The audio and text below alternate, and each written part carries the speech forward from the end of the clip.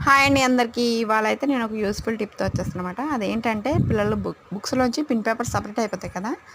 అది అలా అవ్వకుండా పెట్టుకునేలాగా నేను ఇప్పుడు చూపిస్తున్నాననమాట. మీకు నచ్చితే ఈ టిప్ ఫాలో అయిపోండి. లైక్ చేసి సబ్స్క్రైబ్ చేయడం మాత్రం మర్చిపోకండి.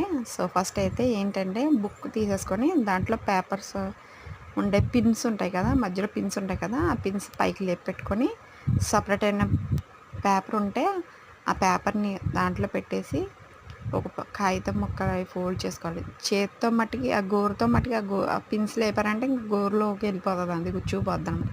అది చాలా పెయిన్‌ఫుల్. సో, అందుకని నేను దేనితో అన్నా తీయండి.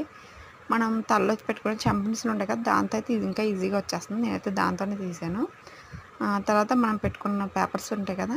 ఒక చిన్న పేపర్ దేనిదన్నా తీసి న్యూస్ పేపర్ అయినా పర్వాలేదు. దేనిదన్నా తీసి 2 ఫోల్డ్స్ చేస్తే అది గట్టిగా ఉంటది. సింగిల్ చేశారనుకోండి చిరిగిపోద్దది.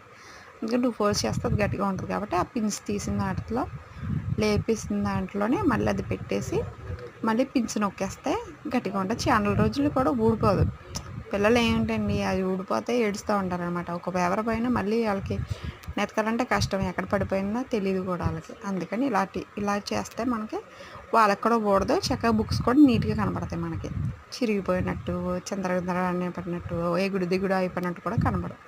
సో, నేనైతే నేను చదువుకునేటప్పుడు నేను ఇలాగే ఫాలో అయ్యేదాన్ని. సో, నచ్చితే మీకు కూడా నచ్చితే లైక్ చేసి సబ్స్క్రైబ్ చేయండి. ఎప్పుడైనా యూజ్ అవుతే ఫాలో అయిపోండి. See you on next video. Thank you so much. Bye bye. Subscribe please.